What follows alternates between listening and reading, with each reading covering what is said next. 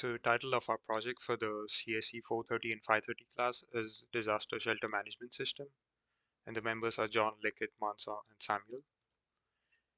And the application domain where we find the area of application, let's look over where we could use the given system that we're going to create. It could be used for shelter management, where the management of logistics to and from disaster shelters. It could be used for resource management, where we could categorize resources as food, equipment, medical supplies, or funds. Can also be used for supplier and organization oversight, where we could maintain records of organization, each with unique ID and name. And it could also be used for location and local area data, where we can store detailed local location information such as state, city, street, address for shelters and suppliers. Each location with the local area can include the city, state, disaster phase, and stability level. Now, the challenges in storing the data would be the data volume. The system would likely handle large volumes of data, including information on shelters, resources, suppliers, orders. The data complexity would also be a challenge, where the data encompassing various entities, relationships, and managing these complex relationships. The data accessibility and recovery is another one where we would have to ensure the data is easily accessible to authorized users, especially during the emergency situations, while also maintaining a backup and a recovery system to prevent loss of data. The data accuracy and consistency, where we would have to ensure the accuracy and consistency, is also challenging when data is frequently being updated from multiple sources.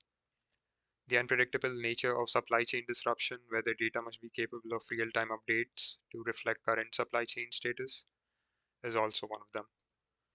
Now, coming to the problem statement, it is in times of disaster and crisis, ensuring the shift and efficient management of shelters, food distribution, and basic necessity provision is critical to support affected population. However, the current methods of managing disaster shelters often lack coordination, resulting in inefficiency, delays, and inadequate support. To address these challenges, there is a pressing need for comprehensive shelter management system that can quickly identify, allocate, and manage resources to provide the nearest available shelter. Now, coming to the constraints, these are the domain constraints that we have enforced, where the shelter name, amount, all of these must be a string, integer, time, whereas the time set must be a time. And the key constraints are the local area, where each of them have a unique primary key. All of these entities include these primary keys. Now, ER diagram explanations. Each shelter has a name, address, and unique ID. Each shelter keeps track of the amount of available resources, required resources, the local area it's located in, and the resource shipments it receives. Organizations have a unique ID and name. Organizations oversee or manage suppliers. Each local area has a name and unique ID. Each resource shipment has a date it was sent, date it was received, and a unique ID. Each resource shipment is a shipment of a resource and satisfies a supply chain disruption. Each local area is in a state. Each state has a name and abbreviation. Each supply chain disruption has an emergencies type and unique ID. Each supply chain disruption disrupts a resource and occurs in a local area. Each resource has a name and is a type of either food, equipment, medical supply, funds. Each supplier has a name and unique ID. Each supplier stockpiles resources and fulfills resource shipments. Relationships between entities. Shelter located at. Each shelter is located at one local area, and each local area can have 0 or more shelters. Available resources. Each shelter can have 0 or more available resources, and each resource can be available at 0 or more shelters. Receives. Each shelter can receive 0 or more resource shipments, and each resource shipment is received by exactly one shelter. Shipment of. Each resource can be part of 0 or more resource shipments, and each resource shipment can include 1 or more resources. Fulfills. Each supplier can fulfill 0 or more resource shipments, and each resource shipment is fulfilled by exactly one supplier. Oversee supplier. Each supplier is overseen by exactly one organization, and each organization can oversee one or more suppliers. Resources disrupted. Each resources can be disrupted by 0 or more supply chain disruptions, and each supply chain disruption can disrupt 0 or more resources. State of. Each state has one or more local areas, and each local area is in exactly one state. Occurs in. Supply chain disruptions occurs in exactly one local area, and each local area can have 0 or more supply chain disruptions. Satisfies. Each supply chain disruption can be satisfied by one or more resource shipments, but each resource shipment is linked to only one supply chain disruption. Stockpiles. Each supplier can stockpile one or more resources, and each resource can be stockpiled by one or more suppliers. Required resources. Each shelter can require one or more resources, and each resource can be required by one or more shelters.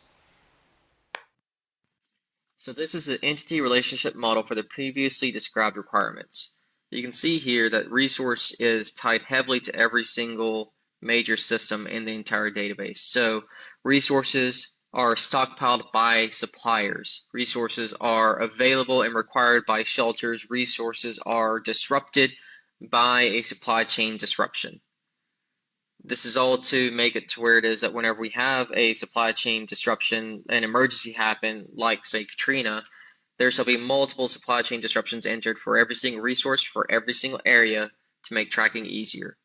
So the supply chain disruption, for example, food, clothing, water, baby supplies, and Baton Rouge and New Orleans shall lead to 8 total supply chain disruptions in that example. The shelters shall have the requirement of all these resources or the stockpile of all these resources. The organization shall be looking for shelters that require resources and having the suppliers make the resource shipments of any given resource that they are stockpiling to a shelter with the help of the organization for coordination. And the idea of this is that this is all to solve and satisfy these requirements that have been described earlier. So the schema to make this happen is as such, where we have the abbreviation for the state as the primary key. We have the primary key for the local area just being an identifier, and the local area shall just reference its state that's in. The shelter shall have their address, but their primary key shall be their ID just for a quicker lookup. We don't need to keep track of a varchar 255 as a primary key. And that shelter shall exist inside of a local area.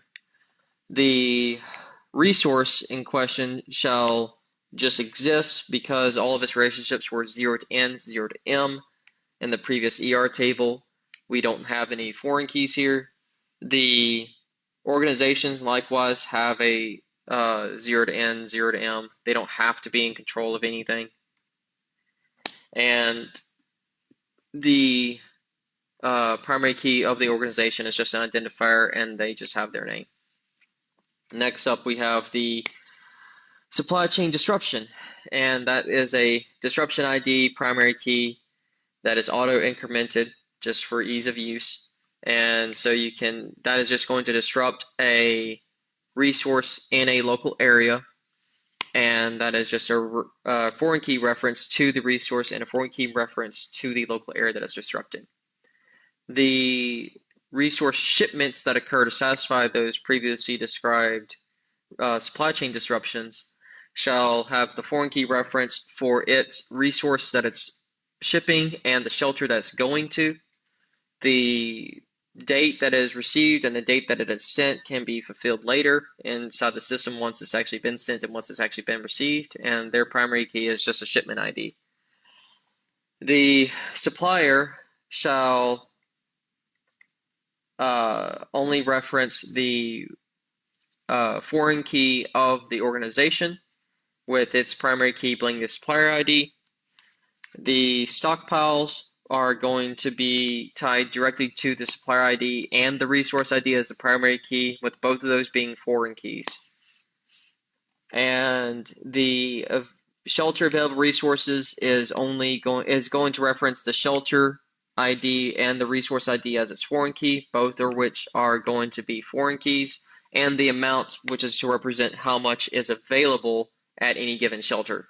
Likewise, the required resource is the same. However, this is to represent what is the deficit at a given shelter.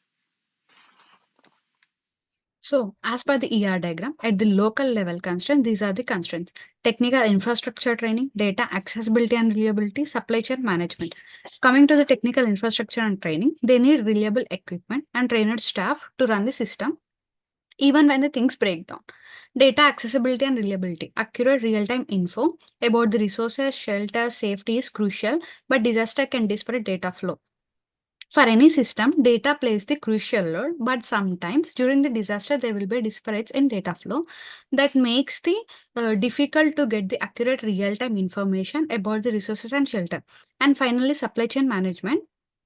The system must track the shortages, efficiently deliver help to where it's needed most.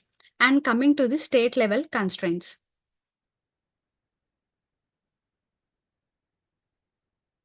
State level constraints are interstate collaboration, data integration sharing, and data integrity. Interstate collaboration, sharing resources, working together, neighbors during disasters can be messy puzzle. Data integration and sharing, combining info from towns, cities, states needs smooth systems like fitting pieces of a map together. Next, data integrity. Keeping info safe from the hackers and accurate for everyone is like balancing a logbox and megaphone. Next, federal level constraints. Federal level constraints are scalability and security, and advanced security measures and comprehensive disaster response. Uh, Scalability and security. The system must handle the massive crisis without crashing, and keeping info secure even more crucial. Why? Because at the federal level, there will be a continuous flows of data, continuous request at the federal level system should accept, and it should be reliable. Next, advanced security measures. Advanced cyber walls are needed to stop national scale hacks and data breaches. Next, comprehensive disaster response. The feds have to be ready with plans, resources, and manpower to help every corner of the country weather any storm.